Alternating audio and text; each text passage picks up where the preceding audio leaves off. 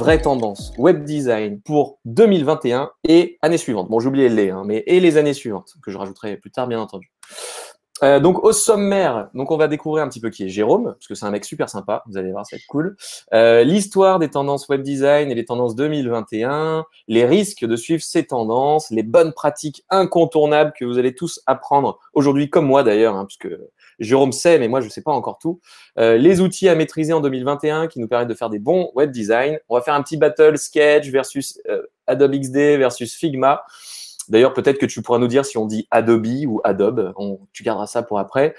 Oui, on va parler reblochon, et c'est assez important. J'ai l'impression qu'il y a pas mal de gens qui sont venus aujourd'hui pour parler design, mais surtout reblochon. Donc, on en parlera vers la fin. Et après, pour aller plus loin, on verra d'autres sources.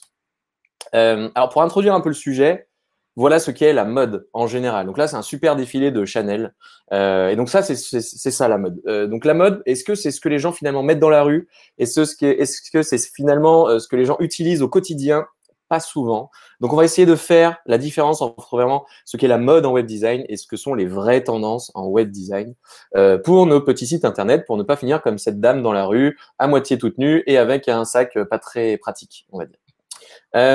Donc, qui est Jérôme? Qui va nous parler de ce fameux sac Chanel, mais en mode web design et en mode site internet? Eh bien, Jérôme, il est directeur artistique chez Pilotine depuis 2017. On est content de l'avoir. Il a remporté la compétition nationale de l'Adobe Creative Jam fin 2019. Bon, alors on dit Adobe ou Adobe Creative Jam du coup?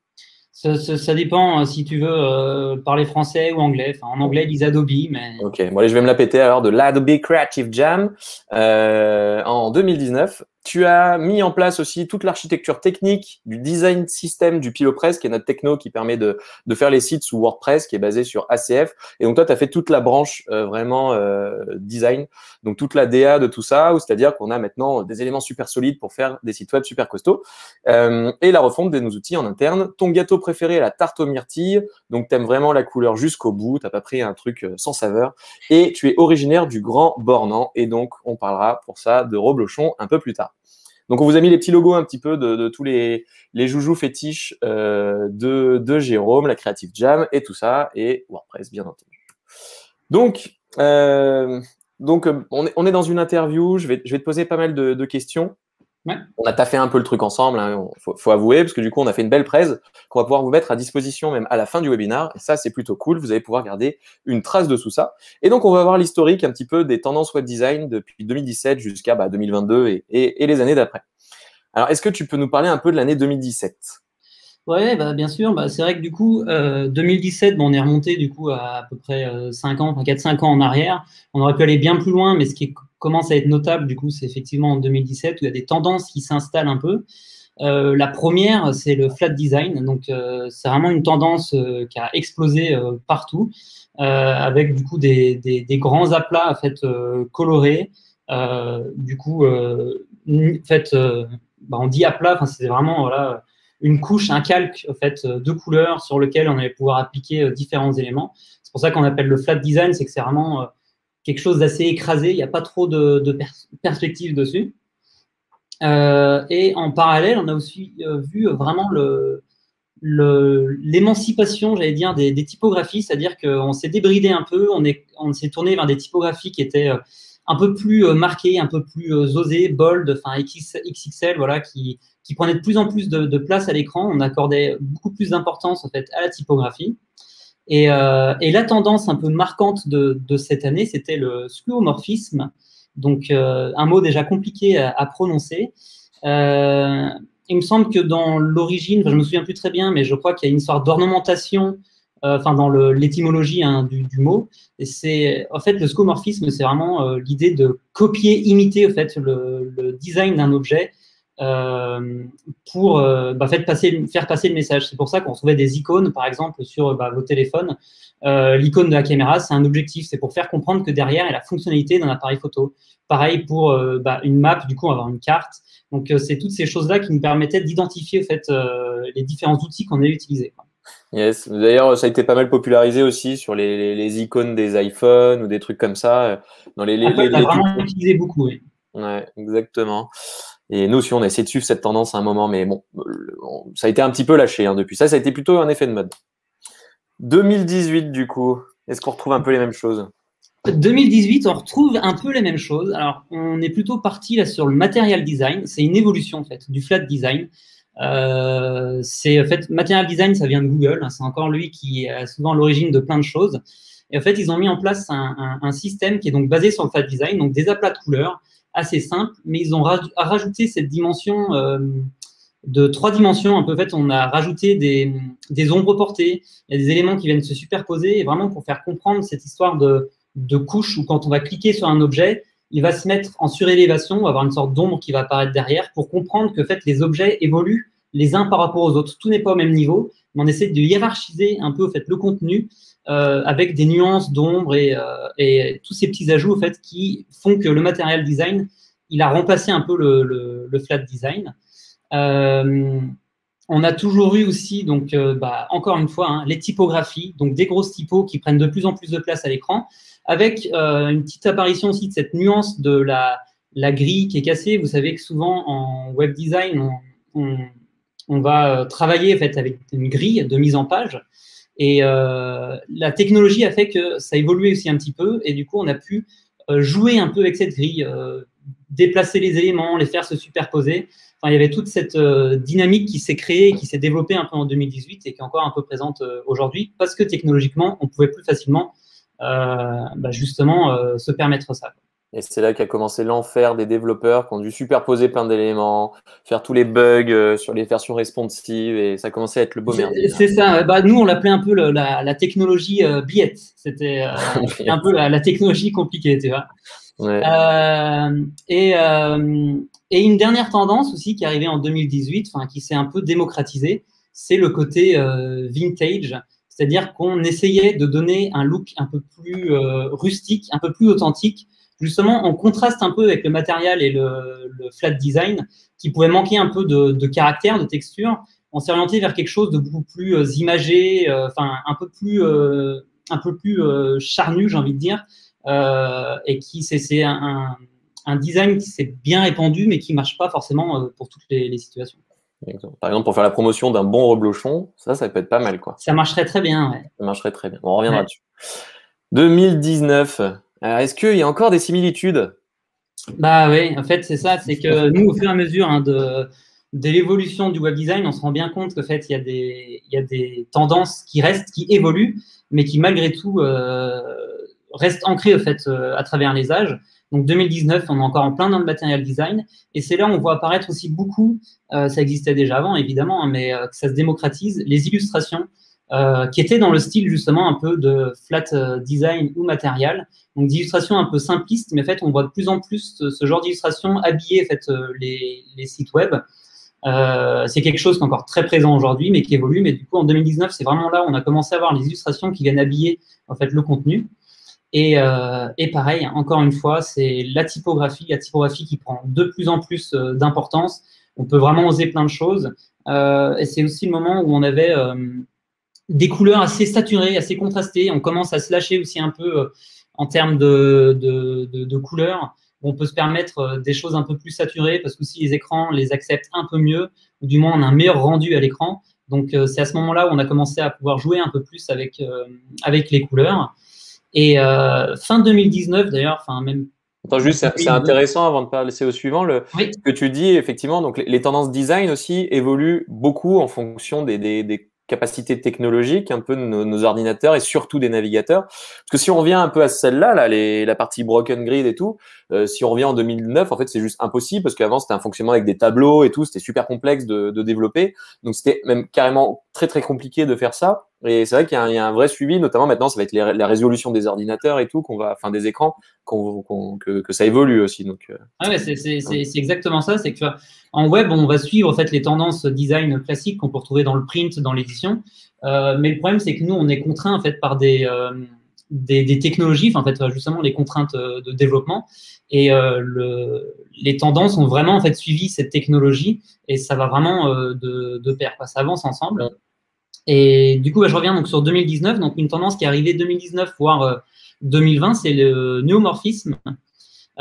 Et donc c'est ce qu'on aperçoit ici. Donc c'est un peu issu pareil du flat design et matériel, donc on a quelque chose des aplats très simples avec des petites ombres portées.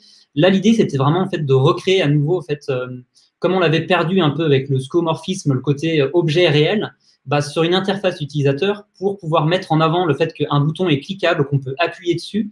Il y avait le noomorphisme a vu le jour en disant bah, on va essayer de surélever les boutons pour faire penser qu'on va pouvoir l'enfoncer, fait qu'il y a quelque chose de presque palpable derrière tout ça. Ouais. Bon, encore un qui fait un peu pchit. Il n'est pas resté beaucoup, effectivement, parce que, il est encore très présent, mais tout est un peu neutre. Et justement, les CTA, les boutons ne ressortent pas forcément, donc ce n'est pas forcément une très bonne pratique. Ouais. 2020. 2020, on a vraiment, du coup, je dirais, le mouvement qui arrive, ou du moins qui se démocratise à nouveau, parce que c'est les technologies aussi qui permettent de l'intégrer plus facilement. Les navigateurs le supportent mieux, donc on a vraiment donc, toujours l'illustration, mais qui arrive avec son côté un petit peu plus animé, c'est-à-dire qu'on commence à avoir des gifs qui apparaissent, on va voir plein de vidéos aussi qui commencent à habiller un peu les sites et qui sont de plus en plus présentes. Mais pareil, de l'autre côté, toujours les typos, on voit des typos un peu plus marqués aussi, beaucoup plus personnalisés, qui ont vraiment pour but de traduire l'image de marque. En fait, voilà, on n'utilise plus des typos qui sont un peu neutres neutre, ça marche très bien. Là, on est sur des typos avec du caractère, quelque chose qui donne envie, qui va vraiment identifier très rapidement en fait la marque quand on aperçoit en fait ce lettrage. En fait, j'ai l'impression que c'est toujours plus gros et même toujours limite moins visible, parce que là, ça commence à être des typos un peu complexes à lire aussi. Absolument, on est sur quelque chose d'un peu plus expérimental, un peu plus créatif. Mais on verra plus tard que ça marche dans certains cas, mais pas tout le temps. Et le dernier élément, donc c'est le nouveau-né. Donc on disait quand on préparait ce webinaire, chaque année un peu son morphisme. Et là, le nouveau-né, c'est le glassmorphisme. L'idée, c'est d'avoir en fait de la transparence un peu derrière, du flou, quelque chose donc avec de l'opacité. Moi, je ne sais pas ce qui va devenir cette tendance. Moi, je l'aime bien pour son côté. C'est vrai que le flat design, par exemple, ou le matériel, on a souvent tendance à dire que c'est un peu trop neutre, c'est un peu froid. Là, on arrive à avoir un peu de texture, parce que du coup, on arrive à voir le background derrière. Il y a un peu de couleur. Par contre, il faut faire attention à la lisibilité, je pense, et puis aussi même à l'optimisation, parce que je pense que sur les navigateurs, c'est peut-être compliqué aussi comme effet d'avoir différentes couches de calque avec du flou, des ombres, c'est à surveiller, quoi. Et alors, les tendances 2021 avant de passer au vrai, qu'est-ce qui est à la mode en ce moment alors? Alors, ce qui est très à la mode en ce moment, du coup, donc c'est toujours les illustrations, mais qui voient donc de plus en plus de styles variés apparaître. Donc, il y a vraiment une identité aussi qui est créée derrière les illustrations. On peut vraiment donner un peu corps en fait à notre identité de marque, à notre société par rapport à ça. La 3D, évidemment, qui est de plus en plus présente sur les sites. Parce que les navigateurs supportent, les connexions vont de plus en plus vite. Exactement. C'est super lourdingue. C'est encore une fois la technologie qui permet aujourd'hui, en 2021, de pouvoir intégrer très facilement de la 3D. Donc, on en a sur tout type de site. Ça peut être juste des petits éléments décoratifs, mais comme vraiment une expérience immersive qui va être faite en 3D. Les micro-interactions aussi qui se développent de plus en plus. Elles étaient déjà présentes, mais là, c'est de plus en plus actif parce que justement les navigateurs le supportent de mieux en mieux et puis que ça peut avoir un vrai impact sur l'expérience utilisateur, ces micro-interactions.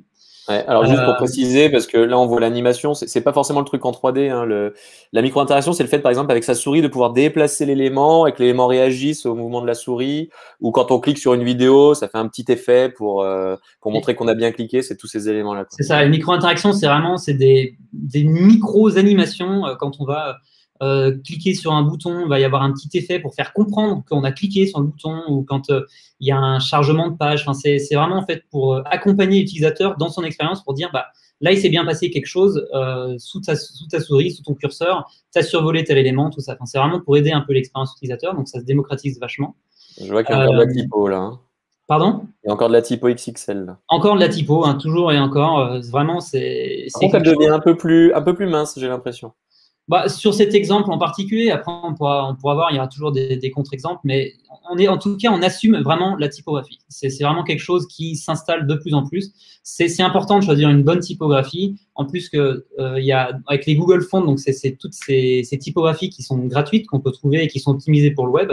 On se rend compte qu'il y a de plus en plus de sites qui vont utiliser un peu les mêmes parce que c'est tout le temps celles qui ressortent. Donc il y a une vraie volonté de vouloir un peu sortir du lot en choisissant une typographie qui est un peu plus marquée. Et du coup, on l'assume, on la met bien en avant. Et une dernière chose, du coup, c'est ce côté un peu minimaliste qui revient aussi en force, hein, qui est vraiment inspiré un peu du design suisse, comme on a pu le voir plus sur les affiches, ou du moins côté print. Mais ça revient aussi en force sur le web, d'essayer d'avoir une interface la plus épurée possible et sortir un peu de ce fouillis qu'on pouvait avoir avant, avec on mettait tous les éléments sur une page, on essayait de tout mettre au même endroit. Là, on essaye d'avoir quelque chose de plus aéré pour avoir une meilleure expérience.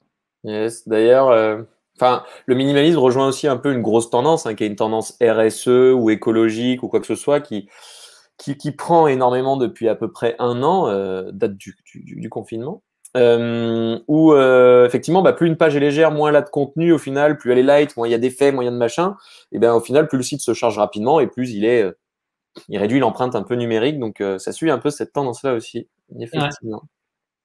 Et alors, qu'est-ce qui va faire pchit, mais qui est tendance quand même cette année? Donc on recommande pas. On sait pas ça va faire pchit, mais en tout cas, je pense que c'est des tendances qui sont difficiles à maîtriser. C'est donc la première, ce qu'on appelle la discordance, qui est, on va dire, un peu proche du brutalisme, c'est-à-dire que avant, tout ce que les gens essayaient d'éviter, les petits bugs, ce décalage de typographie, des écrans qui sautent, c'est devenu une vraie tendance. Alors, c'est quelque chose d'assumer, hein, vraiment, on va dans cette direction pour ça. C'est pour avoir quelque chose d'un peu disruptif. Mais moi, je pense que c'est une tendance qui est très difficile à appliquer, comme par exemple les couleurs expérimentales. On voit qu'il y a de plus en plus de sites qui utilisent des couleurs qui sont très saturées, très contrastées, avec des dégradés qui vont un peu dans tous les sens. Et du coup, ça peut être très esthétique, ça peut très bien marcher pour certains sites. Mais par contre, il faut faire attention parce que, effectivement, ça ne marchera pas forcément dans tous les cas.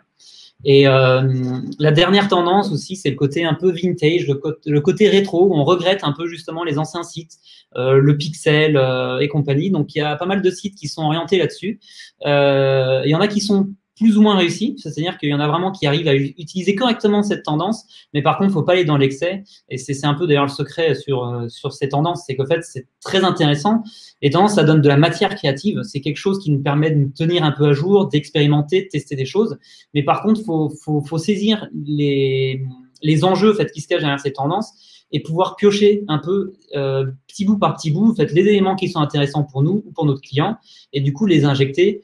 Ça nous permet de nous renouveler, mais il faut rester assez intelligent en fait en utilisant ces tendances-là. En tout cas, ceux qui font ce type de site aujourd'hui, c'est vraiment d'un point de vue expérimental et pour faire un peu plaisir aussi aux copains web designers, il y a pas mal de ça, quoi. C'est pour faire de plus en plus très, très mode. Mais là, on est un peu quand même dans le site où c'est un peu comme la dame à moitié toute nue avec son gros sac Chanel là. On est un peu plus dans cette catégorie-là quand même. C'est qu'on est vraiment dans un truc qui c'est l'effet waouh un peu, c'est nouveau, c'est chouette, mais ça s'applique pas partout. Donc voilà, Chanel va pouvoir faire un sac un peu exceptionnel, un peu décalé. On va pouvoir le faire sur des sites, mais par contre, ça va pas forcément marcher pour l'intégralité des sites. Par exemple, nous, typiquement chez Pilotine, on est très très spécialisé sur le domaine du B2B, notamment des PME plutôt industriels ou de services ou dans les logiciels. Et il faut savoir que dans ce domaine-là, faire un site comme ça peut être bien pour dire genre l'effet waouh, mais les gens ils vont rien comprendre. Ça va être très compliqué quand même de faire passer tous les messages, d'optimiser son référencement naturel. On peut pas vraiment réussir à tout caler en faisant un site de ce type-là. Ça peut être le site à la rigueur annexe, par exemple pour l'anniversaire de l'entreprise ou pour un événement quelconque, pour faire un petit peu un truc waouh. Mais le site corporate, extrêmement compliqué, quoi. Exactement. Ok, alors je vais te passer la main. Je vais te laisser partager la presse. Tac, okay. Tac. Et comme ça, tu vas passer aux parties d'après. Moi, je vais m'occuper. Si jamais vous avez des questions, on est vraiment preneur. Notamment, vous pouvez utiliser la partie questions qui se trouve dans le chat, en haut à droite. Et notamment, j'ai une question de Chloé. Pensez-vous nous partager des sites d'inspiration pour illustrer ces tendances? Donc, est-ce que Jérôme, tu as prévu des sites d'inspiration? Oui. Ben, voilà. Ça arrive. Je le fais maintenant ou non, on fera après. Ok, ça marche. Du coup, donc le risque de suivre les tendances, bah, c'est ce que tu expliquais un peu, Julien. Du coup, la problématique, c'est que ça va pas forcément marcher dans tous les cas. Et je vais vous expliquer pourquoi. En gros, l'un des risques de piège de tomber dans les tendances, c'est de pouvoir faire plaisir à son ego plutôt que de faire plaisir à son utilisateur. Et il y a un truc qui est important à comprendre, c'est que nous, quand on fait des sites internet, on s'adresse à quelqu'un. C'est-à-dire qu'on ne fait pas un site internet pour nous, mais on le fait vraiment pour les utilisateurs de ce site. Donc, vouloir faire quelque chose de très expérimental avec des typos XL dans tous les sens, bah, si derrière, ce n'est pas adapté à la cible, ça ne va pas fonctionner. Je vais vous montrer des exemples. D'ailleurs, est-ce qu'on va pouvoir accéder au site en fait? Oui, ça marche, ok. Ça, c'est un site, c'est un portfolio d'un designer. Alors, j'ai rien contre lui personnellement, mais je suis tombé sur son site du coup récemment. Et pour moi, ça, c'est un bon exemple en fait, de quelqu'un qui a utilisé les tendances, mais c'est un peu maladroit. C'est-à-dire que là, je suis sur son site et quand je scrolle, en fait, j'ai une sorte de photo qui tourne en boucle. C'est un peu compliqué. Ça me mène nulle part. Et pour le coup, là, en termes de lisibilité, c'est très compliqué. Donc, il a utilisé une belle typo. Techniquement, c'est intéressant. Je trouve que vraiment, il y a une belle volonté. Mais par contre, derrière, moi, en tant qu'utilisateur, c'est compliqué. Et surtout, en plus, lui, il s'adresse à qui? Est-ce qu'il s'adresse du coup à ses compères designers ou est-ce qu'il s'adresse à des potentiels clients qui sont intéressés par son travail? Et dans ce cas-là, si ça reste vraiment en designer, c'est peut-être bien de pouvoir montrer un peu ses capacités à vouloir faire quelque chose de très expérimental. Mais à l'inverse, pour les clients, je pense que ce n'est pas la meilleure expérience. Et quelqu'un qui arrive sur un site comme ça, il peut être vite perdu. Si je vous montre un exemple à peu près similaire dans le même esprit, c'est celui-ci. Donc pareil, c'est un indépendant. On voit encore ça charge toujours, mais ça charge. Déjà, mettre un max d'anime, c'est le meilleur moyen aussi d'avoir un site très très lent. C'est ça. Ben, moi, je sens que là, mon ordinateur il est en train de souffler, tu vois, il est en train de charger tout ça.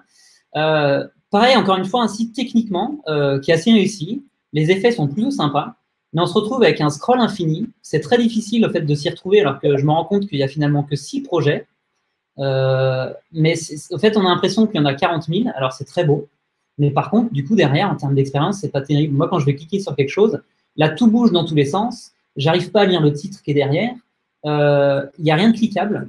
Enfin, c'est très compliqué en fait en navigation. Donc, il est certes assez élaboré en termes d'esthétisme et il utilise les dernières tendances, les derniers effets de style, on va dire, les animations à la mode. Mais par contre, c'est compliqué à utiliser. Donc, il faut bien utiliser en fait, correctement ces tendances.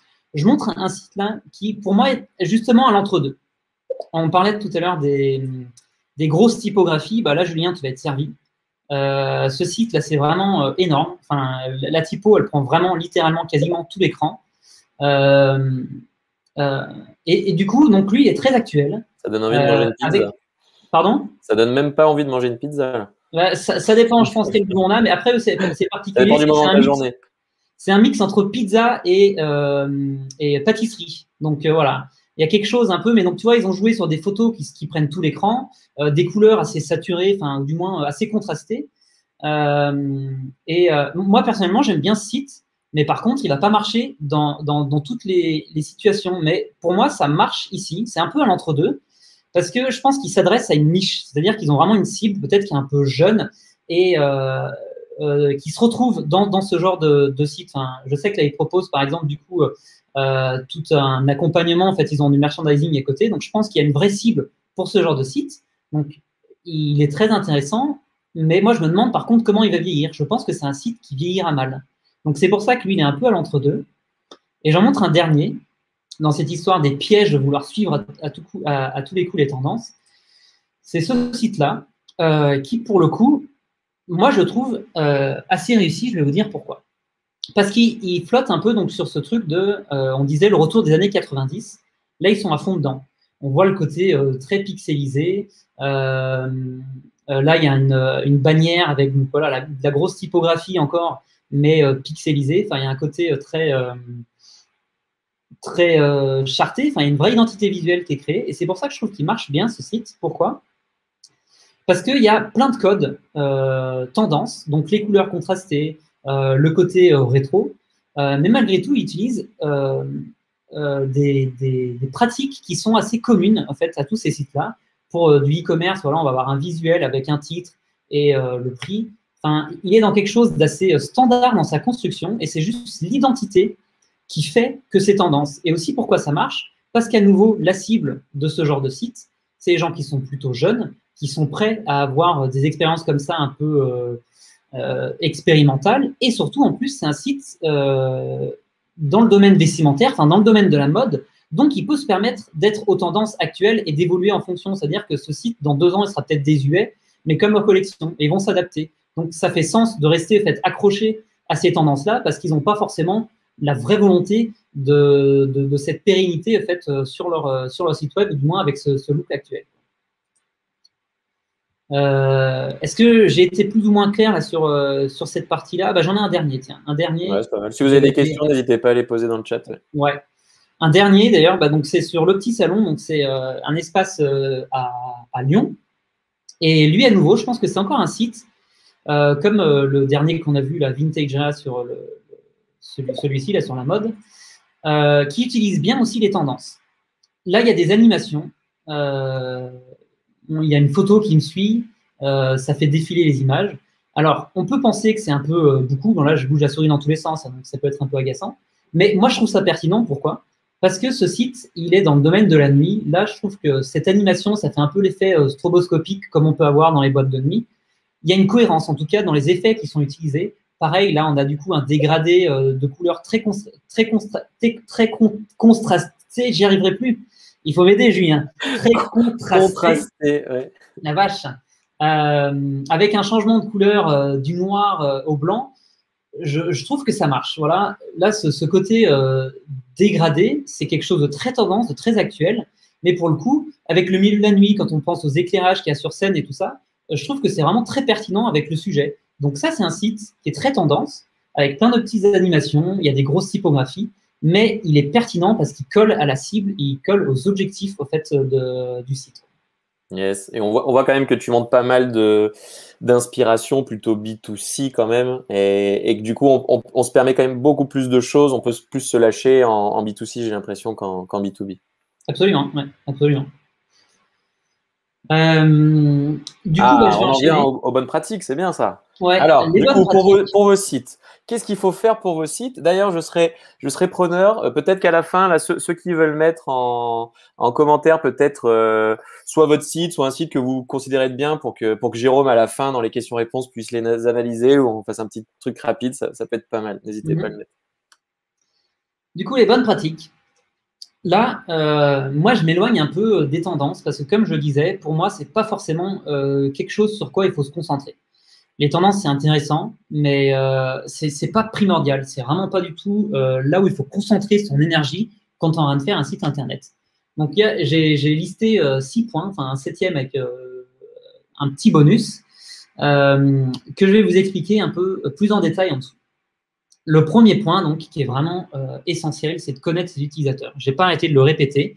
Les sites qui fonctionnent bien là, quand ils sont tendance, c'est parce qu'ils correspondent aux attentes que les utilisateurs vont avoir. C'est pour ça que c'est hyper important, en fait, tout le travail qui est en amont du site, de vraiment se renseigner, en fait, sur qui va aller sur mon site, à qui je m'adresse. Et il faut faire des choix. Si parfois, c'est-à-dire que on a souvent tendance à dire, moi, je veux que mon site, il touche tout le monde, quoi, de 18 à 65 ans. C'est bien, mais mine de rien, si on veut avoir quelque chose d'un peu plus marqué et d'un peu plus performant, il faut parfois faire des choix. Il faut se dire, il faut dire, voilà, c'est ma cible, c'est un peu plus les trentenaires ou c'est les personnes âgées, et du coup, on va s'adapter. C'est-à-dire que, par exemple, quelqu'un peut faire un retour design sur un site en disant « Oula, mais les typographies sont beaucoup trop grosses ou le texte est trop gros ». Mais n'empêche que si derrière la cible, elle est plutôt senior, ça peut justifier, ça peut faire sens parce que c'est adapté à leur usage, quoi. Donc ça, c'est vraiment un point qui est très important si vous êtes en train de réfléchir du coup à un site internet, c'est de bien connaître qui va utiliser votre site internet parce que pour nous, en design, c'est un énorme impact aussi de savoir pour qui on le fait. Une étape aussi importante, la deuxième étape, c'est de proposer une navigation simple et intuitive. Là, j'ai mis comme exemple 3 menus de sites. Et du coup, d'ailleurs, vous pouvez peut-être répondre dans le chat, mais je pense que d'après en fait, les intitulés, les labels qu'on a dans le menu, on peut déjà comprendre de quel type de site il s'agit Et peut-être il y en a même que vous reconnaîtrez facilement parce que vous avez reconnu les couleurs, les typographies. Mais en tout cas, ça montre l'importance pour moi d'avoir une navigation qui est simple et de retravailler en fait, toute l'arborescence et hiérarchiser justement le contenu qu'il y a derrière. C'est que ça permet en un coup d'œil, quand on arrive sur le site, on sait de quoi il parle. Donc là, si je regarde le premier, donc on voit les beaux-arts, graphiques, tout ça. Allez-y, essayez de deviner dans le chat pour voir si vous avez trouvé qui est le premier, qui est le deuxième, qui est le troisième. Et Jérôme est en train de nous révéler tout ça. On va voir, si vous avez bon. Alors, je vois dans le chat Rougier et Play, Graphigros. Graphigros, c'est intéressant, mais ce n'est pas celui-là. Effectivement, il y a la bonne réponse. C'était effectivement Rougier et Play. Mais donc, on voit donc assez rapidement que on arrive à comprendre l'activité du site rien que dans son menu. Donc ça, c'est hyper important. Est-ce que pour le deuxième site, vous avez des idées peut-être de quel type, qui se cache derrière ce site? Prendre rendez-vous en atelier, changer mes pneus, entretenir ma voiture. On a déjà pas mal d'indices. C'est pas Midas, mais ça pourrait être, enfin c'est sur la piste. C'est pas Renault non plus, Julien. Bon, c'est un site assez connu, hein, je le dévoile, je ne garde pas le suspense plus longtemps. C'était Noroto. Noroto, évidemment, ouais. Un peu plus dur celui-là quand même parce qu'on n'avait pas la couleur, tout ça, il était un peu plus difficile à trouver. Point S, ouais, c'était pas mal, c'était vraiment très proche. Et du coup, le dernier, accueil, acheter un billet, enregistrement, mes réservations. On voit que c'est très simple, hein. Il y a très très peu de labels, hein, d'ailleurs, dans le menu. Et malgré tout, je pense qu'on arrive à comprendre pourquoi c'est. Alors, ce n'est pas la SNCF, et je vois que ça revient souvent. Parce qu'il y a justement, pour moi, c'est le label enregistrement qui fait la différence entre la SNCF et un autre site. Et je vois qu'il y a eu la bonne réponse. C'était effectivement Air France. C'est le site de Air France.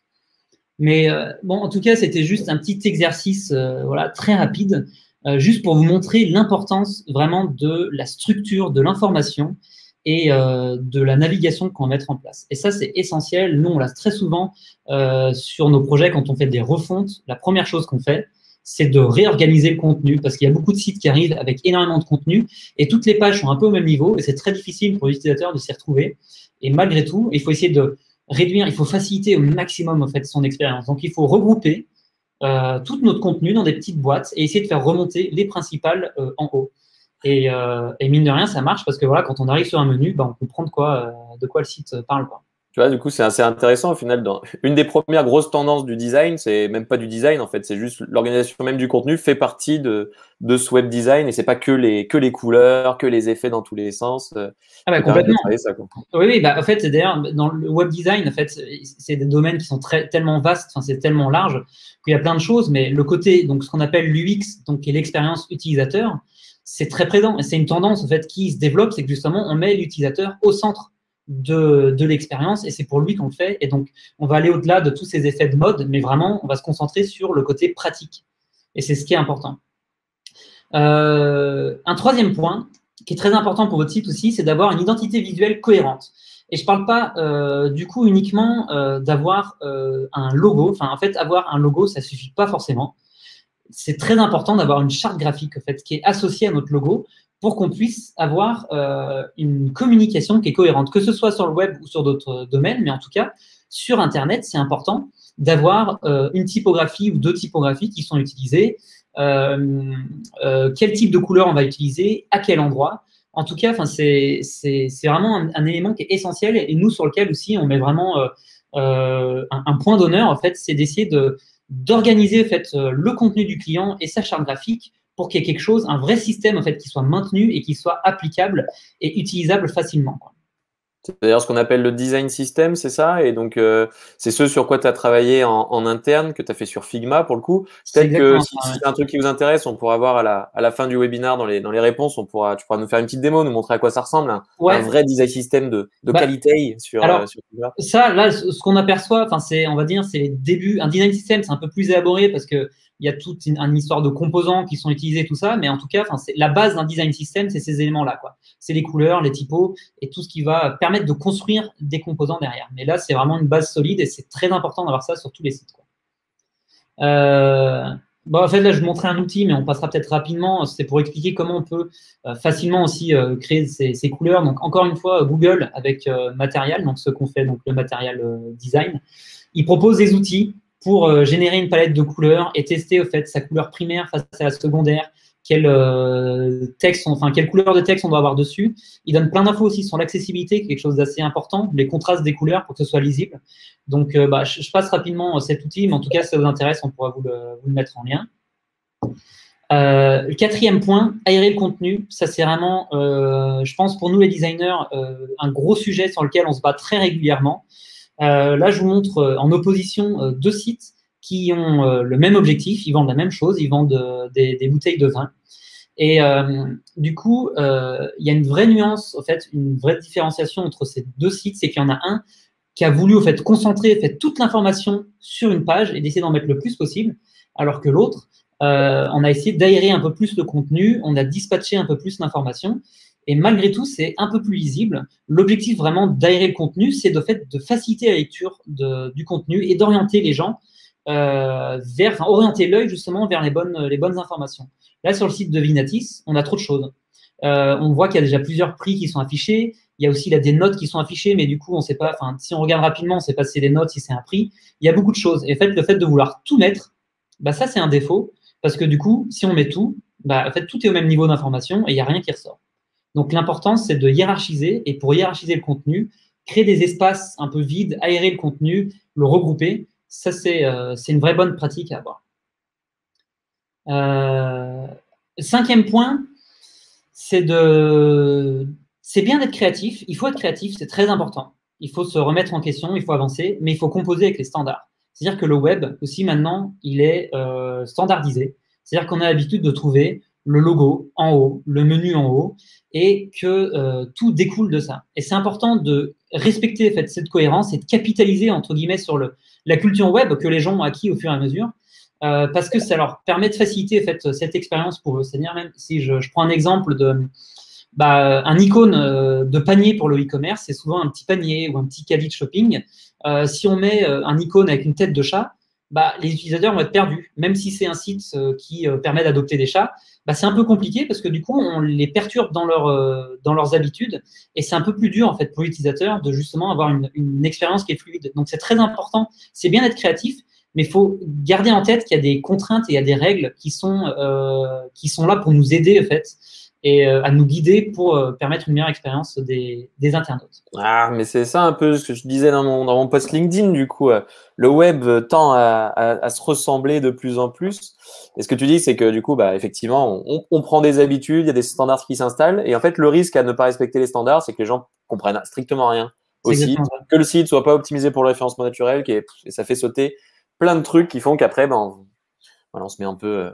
non, mais c'est vraiment ça, c'est que avoir quelque chose de trop créatif, c'est intéressant, mais ça ne marchera pas partout. Et c'est pour ça que c'est bien. Les sites se ressemblent, effectivement, c'est un fait, mais c'est pas pour rien. Ça ne sert à rien de vouloir réinventer la roue, parce que si on doit capitaliser sur des choses qui ont été faites avant, c'est beaucoup plus intéressant et justement de pouvoir apporter une plus-value à d'autres éléments et quelque chose qui aura plus d'impact pour le projet plutôt que de dire là je vais essayer d'inventer un nouveau menu révolutionnaire. Ça n'a pas forcément beaucoup de sens et c'est pas là où nous on aura une vraie valeur, quoi.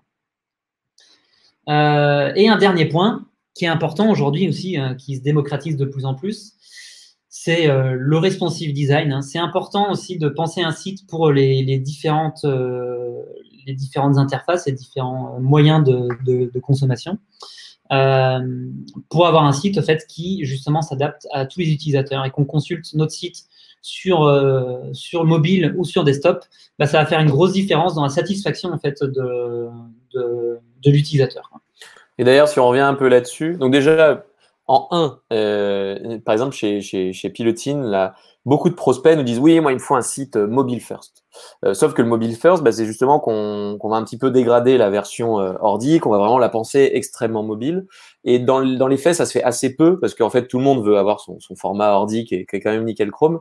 Et surtout, c'est que ça pas double, mais ça augmente énormément le temps de travail, de faire vraiment une version mobile, une version ordinateur qui sont vraiment très très spécifiques, d'où ce responsive qui en plus permet de concentrer un peu plus l'énergie, de faire un travail un peu plus efficace et de gagner surtout du temps et du budget, la majorité du temps. Et si on revient sur les exemples extrêmement créatifs que tu avais montrés au début, la majorité en mobile, ça doit être une catastrophe et c'est pour ça qu'ils sont obligés au final de faire une autre version mobile et donc ça complique énormément le taf, quoi. Ce sera peut-être, sur les sites qu'on a vus, c'est peut-être pas forcément une catastrophe, mais en tout cas, ils ont vraiment, je pense, doublé ou triplé leur temps de travail là-dessus, ce qui est un peu dommage, parce que s'ils avaient resté sur des choses un peu plus standards qui sont déjà acquises, ça aurait été plus simple. Et c'est vrai que, comme tu dis, le mobile first, c'est pas forcément une bonne solution, parce que certes, beaucoup de gens consultent sur leur mobile, mais avoir un site qui est uniquement pensé pour mobile à la base, du coup, on se retrouve avec des sites sur ordinateur qui sont pas très bien optimisés et c'est dommage parce que ça fait des sites qui sont assez pauvres. Sur mobile, ça marche bien, mais sur desktop, pas vraiment. Voilà. Et mon dernier point, c'est un petit outil un peu magique, assez intéressant, ça s'appelle Checklist Design. Et en fait, ce site-là, il vous permet d'identifier en fait, différents points et de voir si vous avez bien fait correctement les différentes étapes. Par exemple, si je vais sur Brand, donc je vais cliquer sur le logo. Ils vont dire, est-ce que votre logo a différentes variations de couleurs? Est-ce qu'il est pensé responsive? Est-ce qu'il y a différentes tailles? Est-ce qu'il est lisible en petit ou en grand? Et en fait, c'est un site où on va retrouver beaucoup de documentation, il y a de l'inspiration, il y a des articles. Et c'est super intéressant parce qu'ils vont donner plein de bonnes astuces sur plein de thématiques différentes. Sur la page de contact, est-ce que vous mettez bien en avant la personnalité de votre société? Est-ce que c'est facile est-ce qu'on retrouve votre numéro de téléphone, l'email? Enfin, il y a plein de petites astuces comme ça qui sont vraiment très très intéressantes. Donc, si ça vous intéresse, je vous encourage à aller regarder. J'ai mis le lien. Parce qu'il peut donner vraiment plein de bonnes astuces, quoi. J'ai mis le lien, c'est bien cool ça. Et du coup, en gros, avant de faire son design et après, ça permet de vérifier qu'on a rien oublié d'important, quoi. Exactement, c'est ça. Du coup, on en arrive aux outils. Les fameux outils à maîtriser en 2021. Donc, du coup, par rapport à tout ça, tout ce qu'on disait, aujourd'hui, malheureusement… c'est triste ça, quand même. On n'a plus le droit à Paint. Si tu veux, mais en tout cas, j'espère que tu ne feras pas des web design avec. Comme pour la suite, j'allais dire la suite Adobe, non, mais en tout cas, Photoshop, Illustrator, tout ça, on peut leur dire au revoir. Parce qu'il y a des outils qui sont bien plus optimisés maintenant pour le web design. Les trois principaux, c'est ceux-là. C'est Sketch, Figma et Adobe XD. Moi, je les ai tous essayés. J'étais très clairement un grand fan. J'étais pro Sketch au tout début. D'ailleurs, aussi, à l'agence, on travaillait sur Sketch. J'ai toujours été pro Sketch. Pourquoi? Parce que c'est le plus ancien. Il a toujours eu une communauté. Il y a eu plein de plugins. Mais malgré tout, on est passé sur Figma récemment parce que en fait, Figma, il a fait un énorme bond en avant. Et j'ai un petit graphique en fait à vous montrer qui a été fait par Basti UI. D'ailleurs, c'est une chaîne aussi YouTube que je vous recommande si ça vous intéresse. C'est vraiment quelqu'un, c'est un designer d'interface et je trouve qu'il a vraiment de très bons conseils. Moi, c'est une très bonne ressource et je me forme beaucoup sur YouTube. Et donc ça, c'est du contenu que je consomme énormément. Et il avait fait ce petit schéma pour expliquer les différences entre les différents logiciels. Et du coup, pour les comparatifs, on va dire que Sketch est vraiment fait pour avoir un design qui est très fiable, très solide. C'est-à-dire qu'on va mettre en place des règles et elles vont pouvoir être respectées très facilement. On va pouvoir faire des librairies qui sont partagées avec différents collaborateurs. Il y a des droits de restriction, c'est-à-dire que si j'utilise un bouton, je dois l'utiliser tel qu'il est, je ne peux pas le modifier. Enfin, c'est quelque chose d'assez rigide, mais du coup qui est assez poussé et qui est très bien fait. Et à son opposé, on va dire qu'il y a XD qui, lui, est un peu moins là-dedans. Pour le partage, si, il est quand même assez présent dans le partage, mais en tout cas, le XD, c'est plus un logiciel qui était vraiment là pour l'itération. C'est-à-dire qu'on peut essayer, j'ai un modèle de base de bouton, mais je peux lui modifier la couleur, je peux changer le texte, je peux faire un design assez rapidement. Et sa grande force de XD, c'est qu'il était très bon dans le prototypage. Et le prototypage, c'est ce qui va permettre de rendre la maquette animée. C'est-à-dire que quand je clique sur un bouton, ça m'emmène à la page après. Ça permet justement au client de pouvoir se projeter un peu sur les maquettes. On est encore loin d'un site qui est fini, qui est développé, mais en tout cas, ça permet de faire comprendre le cheminement. Quand je clique sur tel bouton, où est-ce que je vais? Et qui permettait aussi d'avoir des petites animations qui pouvaient faire comprendre en fait un peu les interactions qu'il y allait avoir sur le site. Donc XD était très fort là-dedans, alors que Sketch l'était beaucoup moins. Et entre les deux, on avait Figma. Et Figma, là, je ne sais pas si vous voyez, mais Bassi avait mis logiciel impossible. C'est-à-dire qu'il serait aussi bon dans le design system, quelque chose de bien clair, de bien structuré, et dans le prototyping. Eh ben, Figma, à mon avis, aujourd'hui, il est vraiment arrivé ici. Il est arrivé dans cette case du logiciel impossible, c'est-à-dire qu'il est performant dans tout. Ils n'arrêtent pas en plus d'évoluer. Là, récemment, il y a une mise à jour qui a été faite, enfin, elle est encore en bêta, mais en tout cas, il y a plein de petites choses qui arrivent qui font que Figma, il va vraiment, pour notre utilisation et pour moi, ce que j'apprécie de faire, et en plus, qui correspond vraiment à nos missions, Figma est absolument parfait pour ça. Donc, moi, je suis devenu un Figma addict 100%. J'ai changé de chemise et je suis vraiment tombé amoureux de ce logiciel. Comme il retourne sa veste. Le type, il remporte la Adobe XD Jam. Il est allé. C'était dans quelle ville là que tu étais allé? À Los Angeles. À Los Angeles pour la finale machin bidule. Ouais, et par finalement, faut pas leur dire ça. Ouais, faut pas dire. Et t'as utilisé Sketch chez nous pendant plus de 3 ans et paf, ils arrêtent tout pour passer à Figma. Ouais. Non, mais et d'ailleurs, on a vu une grosse évolution dans la qualité de nos réalisations, dans l'économie de temps même pour arriver à un même résultat qualitatif et sur mesure. C'est assez impressionnant tout ce qu'on a mis en place. J'espère que tu pourras nous le montrer après. Il nous reste 10 minutes.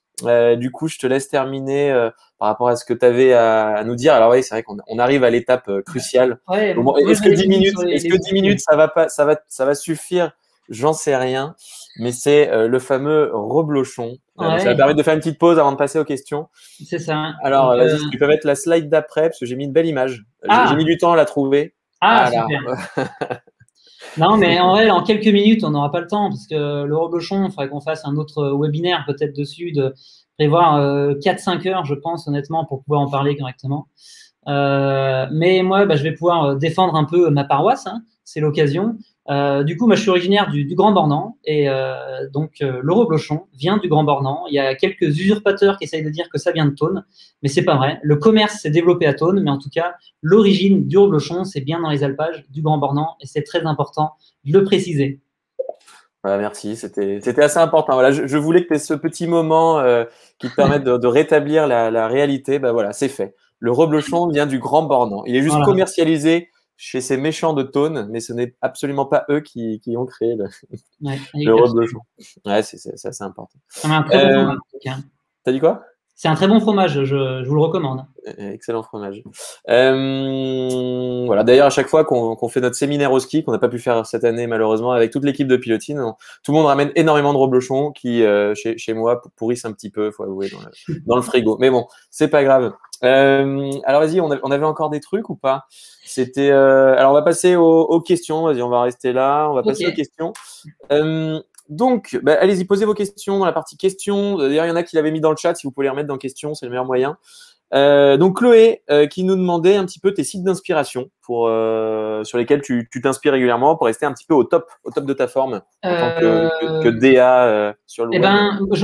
J'en ai plusieurs. En fait, je vais souvent sur Awards ou Dribble, Behance, on va dire un peu les classiques. Je ne sais pas si vous voulez que je vous les montre là. C'est d'ailleurs souvent des sites avec plein de lettres. Plutôt sur des trucs à la mode, là, pour le coup. Awards, oui, c'est vraiment des sites tendances, mais c'est ce qui permet de nous tenir un peu au courant. Donc, Awards, Behance, du coup, ça, c'est le pendant de Adobe. C'est les sites que je consulte beaucoup, mais en fait, je vais plutôt vous montrer un truc, ça, c'est plus intéressant. J'ai une extension, moi, qui s'appelle Musli, que je trouve assez pratique. C'est une extension qui est pour Chrome, peut-être pour d'autres navigateurs, je ne sais pas. Mais en fait, quand elle est installée, quand on ouvre un nouvel onglet, je ne sais pas si vous voyez bien, quand j'ouvre un nouvel onglet, en fait, il me propose une mosaïque de sites récents ou d'expériences qui sont sorties, et également en fait des inspirations de design ou des inspirations de micro-interaction. Et en fait, je m'oriente beaucoup, je consulte beaucoup ça le matin quand j'arrive à l'agence pendant une demi-heure. Je consulte un peu les nouveautés qu'il m'a mis, et du coup, ça me renvoie vers le site. Et à chaque fois que je vais rouvrir un nouvel onglet, il va me proposer deux nouvelles des nouveautés et tout ça. Donc, en fait, c'est une petite extension de Newsly. Voilà, je peux peut-être le partager là dans. Bon, je l'ai déjà mis, je l'ai déjà mis. Ok, pardon. Ok. Pour Et moi, donc, voilà, si je vais résumer, ce serait là-dessus, quoi. Ouais, bah non, c'est pas mal parce qu'effectivement, les awards, tout ça, on connaît déjà. D'ailleurs, si ça vous intéresse, on fait un webinar sur les animations sur WordPress ou n'importe quel CMS. Ça sera fin mars. On vous mettra le lien après ou vous le retrouvez sur la page de Pilotine, mais on en fera un autre et notamment on parlera de tous ces awards et tout ça. C'est un peu le but. Alors, question suivante. Est-ce que les couleurs du site doivent être identiques à celles de notre logo? Demande Catherine. C'est mieux. C'est mieux. Effectivement, si votre logo, il y a du orange et du vert dessus, bah, si sur votre site, vous utilisez que du bleu et du jaune, ça va être un peu bizarre. Pour la cohérence, c'est mieux de garder ces couleurs-là. Après, moi, ce que je vous encourage à faire aussi, c'est ce que nous, on fait du coup sur le design system, c'est qu'on se base sur des couleurs principales et on va en créer des nuances qui vont nous permettre de les utiliser plus facilement. Si vous avez des couleurs sur votre logo qui sont très contrastées, qui ont du mal à vivre ensemble, enfin systématiquement, c'est-à-dire une couleur de fond et peut-être du texte écrit, bah, n'hésitez pas à aller chercher un peu des nuances peut-être plus claires ou plus foncées de ces couleurs-là, mais de rester dans la même gamme. En tout cas, c'est ce qui va permettre une vraie cohérence, une vraie harmonie sur votre site. Tiens, petite question complémentaire à celle-là. Tu avais montré, je crois, la dernière fois où tu mets genre deux, trois couleurs et puis tu tires et puis ça te fait toutes les déclinaisons ou un truc comme ça. Je sais plus si c'est toi qui m'avais montré ça. Non, moi j'ai un site en tout cas pour générer des palettes de couleurs Ouais, ça doit basées être sur ça. notre. C'est celui qu'on utilise. En fait, d'ailleurs, c'est c'est proposé par Tailwind. Le fait Tailwind, nous, donc, on travaille sur Figma en design et les développeurs travaillent avec un page builder qui est Tailwind. En gros, c'est une sorte de boîte à outils qui leur facilite le travail et qui, nous, on a mis en collaboration, en fait, justement, notre outil design et leur capacité de développement et on les a assemblés. Et du coup, il y a un site qui s'appelle Shades Generator, enfin, c'est une petite extension qui permet, si je tape une nuance, donc je vais essayer quelque chose au hasard. Je tape une nuance, on va dire que ça, c'est le code hexadécimal, je vais avoir du mal sur certains mots aujourd'hui, je crois, hexadécimal de votre logo. Vous pouvez le rentrer et en fait, il va générer automatiquement un nuancier à partir de cette couleur. Il considère toujours que la couleur 500, c'est la couleur de référence, la couleur de base. C'est comme ça que dans les standards du web, ça fonctionne. Et du coup, avec ça, vous allez pouvoir créer en fait, bah, automatiquement votre palette de couleurs avec des nuances plus claires et plus foncées.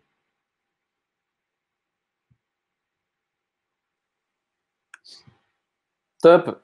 Merci. Désolé, je partage un lien, là j'en ai trouvé un autre sur Tailwind. Du coup, alors Isabelle nous demande, est-ce que nous avons des exemples à valoriser dans le secteur industriel? Alors c'est vrai que nous à chaque fois qu'on travaille enfin sur des avant-ventes pour des prospects ou pour des clients, on fait à chaque fois un gros benchmark en gros pour trouver les sites les plus tendances dans tel secteur pour s'en inspirer ou justement s'en écarter. Est-ce que tu as des bonnes pratiques du coup à partager là-dessus, Jérôme, quand on taffe sur un site un peu industriel ou dans le service, on va dire sur un domaine un peu moins sexy ou glamour que le B2C ou le e-commerce, quoi? Bah, nous, on a pas mal de références. Aujourd'hui, on a la chance de travailler aussi avec un outil qui s'appelle Raindrop. Bon, il faut que je me connecte évidemment, mais qui nous permet en fait, c'est un outil qui nous permet de centraliser en fait nos références parmi tous les designers de l'agence et même les développeurs. Et du coup, on a cette petite boîte à outils dans laquelle on va pouvoir chercher de l'inspiration. Et bah, dans le domaine de l'industrie, nous on a beaucoup qui nous ont servi de référence. C'est souvent en fait des sites qui sont assez poussés. Hein. C'est des gros sites avec beaucoup d'animation, beaucoup de contenu, mais en tout cas qui donnent souvent des bonnes orientations pour ce genre de domaine. Et l'industrie, c'est pas du tout la dernière en termes d'innovation ou du moins d'avoir des sites glamour parce que vraiment, en fonction des sites qu'on peut avoir. Bon, là, il y a une petite musique qui s'est lancée d'ailleurs, je crois. Je vais peut-être la couper. Je ne l'ai pas coupée. Je ne sais pas où elle vient. Mais C'est des sites qui sont souvent en fait assez évolués, je trouve. Il y a souvent du contenu qui est très intéressant. Moi, celui-là, j'adore, par exemple. Alors, évidemment, il y a encore plein d'animations. C'est un site qui potentiellement aura aussi peut-être un peu de mal à vieillir parce qu'il y a beaucoup, beaucoup d'éléments, il y a beaucoup de choses. Mais en tout cas, c'est un site qui est très bien fait, avec beaucoup de contenu et des belles photos. Ça, c'est quelque chose qui joue énormément aussi sur la sensation qu'on peut avoir derrière un site. C'est le contenu, hein, le texte qu'on va écrire, c'est ce qui vous permet de donner un peu du caractère, du moins la voix de votre marque. Et les photos que vous utilisez, c'est aussi ce qui va vraiment vous différencier. Donc voilà, nous, on a plein de références là-dessus. Et je trouve que très souvent, les sites dans le domaine de l'industrie sont assez réussis. Je vais essayer d'en ouvrir d'autres. Qu'est-ce que j'avais d'autre là d'intéressant? Airbus, voilà.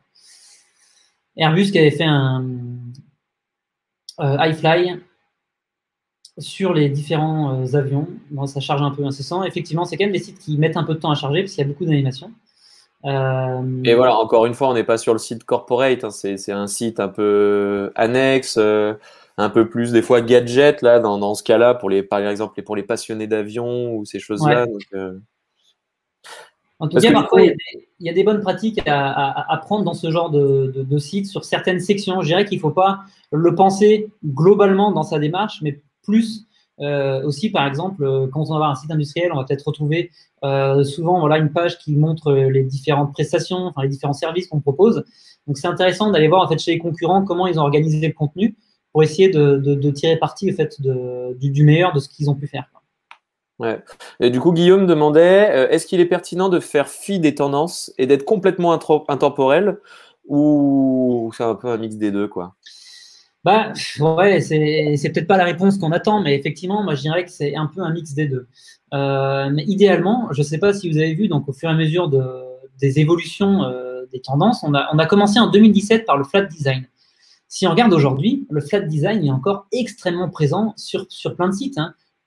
Si je monte juste cet encart, bon là, on est plus sur du matériel parce qu'on voit qu'il y a des petites ombres, mais en tout cas, il y a des tendances qui se sont vraiment inscrites dans la durée. Et pourquoi elles se sont inscrites dans la durée? Parce que ça servait l'utilisateur, ça servait l'expérience, ça servait la fonctionnalité. Donc, c'est un peu un mix des deux. C'est-à-dire qu'il ne faut pas vouloir faire absolument quelque chose d'intemporel, parce que je pense que c'est très difficile de se dire bah, je vais faire quelque chose d'absolument intemporel, et au risque aussi d'avoir quelque chose de trop neutre qui manque un peu de personnalité. Mais par contre, si vous arrivez à trouver des petites touches intéressantes, de dire bah, peut-être que je vais me concentrer sur les illustrations, je vais essayer de mettre un peu de modernité dans les illustrations que je vais utiliser, et ben, ça va peut-être pouvoir donner juste ce petit step-up à votre site qui va pouvoir faire en sorte qu'il se démarque un peu, sans pour autant être à fond dans une tendance et pas non plus quelque chose de complètement intemporel et un peu insipide. Super. Alors Claire demandait, alors je ne sais pas si la question est formulée correctement, mais est-ce que Acme, enfin je ne sais pas si on dit ACME ou Acme Experience, Ouais. elle demandait si c'était un Pinterest pour site web. Alors je ne sais pas si Claire parlait plutôt de Raindrop, qui est notre outil de partage, mais Acme, enfin c'est vraiment le site Non, de la marque. Ouais, ça, Acme, c'est vraiment le site d'une compagnie. Et Raindrop, effectivement, pour nous, Raindrop, c'est vraiment c'est une sorte de Pinterest, c'est ça, en fait. C'est que nous, on va pouvoir, en fait, enregistrer des favoris directement. Je n'ai pas mis correctement. Raindrop. Raindrop.io. C'est une extension aussi, du coup, qui existe également sur Chrome. Et du coup, quand je vais sur un site, je peux l'ajouter en fait, dans des favoris et l'organiser dans différentes thématiques. Donc là, en fait, je pourrais ajouter du coup ce site. Vous voyez que j'ai le petit bouton ajouter. Et nous, ici, on s'est créé plein de catégories, des sites par thématique, et on a organisé tout ça. Et du coup, on peut sauvegarder nos favoris, et ça, c'est partagé à travers toute l'équipe. C'est-à-dire que nous, le matin, on fait notre veille, et bon, on se le partage aussi directement sur Slack. On a aussi un moyen de communication qui permet directement de dire, bah là, ce matin, j'ai vu ça. Mais par contre, entre guillemets, ça nous permet de sauvegarder en fait, toutes ces bonnes trouvailles et de pouvoir les centraliser à un endroit. Et Guillaume demande si on peut mettre des commentaires et collaborer là-dessus. Enfin oui, collaborer oui, mais mettre des commentaires, on peut ou pas? C'est une bonne question. Je ne suis pas sûr. Je crois pas qu'on l'utilise comme ça. Ouais. Moi, ce dont je me sers beaucoup, c'est les tags. En fait, j'identifie beaucoup les sites par rapport à leurs tags pour pouvoir retrouver derrière certains trucs. Par contre, je crois pas qu'il y ait de commentaires possibles là-dessus. Je suis pas sûr. Ce sera vérifié.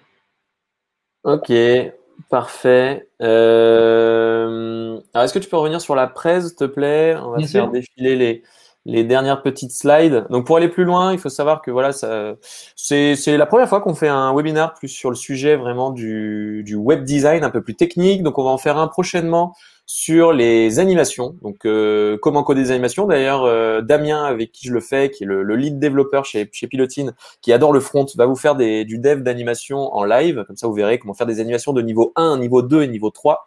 Ça va être assez cool. Donc, il vous montrera comment faire ça, notamment sur WordPress, mais on peut le faire de partout. Et donc, on a fait plein d'autres webinars, notamment sur la prospection email, la prospection LinkedIn, comment réaliser son cahier des charges, combien coûte un site web, que vous pourrez retrouver dans la présentation. Vas-y, si tu passes. Bon, on met à disposition plein d'outils. Tous les outils qu'on utilise en fait chez Pilotine, on les retrouve sur cette page pilotine.com/nos outils magiques, où vous pouvez retrouver un petit peu la liste de tout ce qu'on aime et tout ce qu'on utilise chez Pilotine. On le partage en live. D'ailleurs, il faudra rajouter Raindrop dedans parce que je crois qu'il n'y est pas. Et si tu passes après, jusqu'à avoir un peu nos petites trombines, vas-y. Là. Bah voilà. En tout cas, donc nous, on est spécialisé vraiment sur la conception de sites web avec WordPress. On ne fait que du WordPress. Donc tous les conseils qu'on a pu vous donner aujourd'hui marchent notamment essentiellement sur la même cible que ceux pour qui on travaille. Donc notre organisation, nos techniques fonctionnent pour tout ce qui est PME, notamment B2B, mais bon aussi B2B, e-commerce, vitrine. Avec WordPress, on peut faire énormément de choses. Surtout tout ce qu'on vous montre, c'est pour faire vraiment du sur-mesure. Parce que bon, utiliser des thèmes déjà prêts à l'emploi pour faire un peu tout et n'importe quoi, c'est quelque chose de possible. Mais nous, tout le savoir qu'on essaye de vous transmettre, c'est comment bien réfléchir à sa stratégie, bien implémenter tout ça et faire un travail sur mesure assez qualitatif. On est assez orienté sur la qualité, donc tous les savoirs qu'on vous transmet, c'est dans ce sens-là. Donc si vous voulez en savoir plus la prochaine fois sur les animations, n'hésitez pas à retourner sur la page Livestorm ou sur le site de Pilotine et à vous inscrire à ce webinaire-là. En tout cas, j'espère que vous avez apprécié le contenu aujourd'hui. Comme d'habitude, je vous demande une petite note, s'il vous plaît, entre 0 et 5. Donc 0, vous n'avez rien appris, vous étiez déjà des champions de sketch, de Figma et d'XD. Et puis, voilà. Et 5, finalement, vous avez appris des choses, vous allez pouvoir appliquer. Ça va vous être utile pour la suite. Ça a l'air d'être pas trop. Merci à vous tous d'avoir participé. Merci à ceux qui regarderont ce webinaire en replay. Et en tout cas, on se tient à votre disposition. N'hésitez pas à nous ajouter sur LinkedIn, à tailler la bavette, à nous poser des questions complémentaires par rapport à ce qu'on a vu aujourd'hui. On est toujours disponible. Donc, Jérôme et moi-même, vous pouvez nous ajouter et on pourra échanger sur ces sujets-là. Jérôme, merci beaucoup. Excellente fin de journée et à plus. Salut tout le monde. Ciao, ciao. Salut.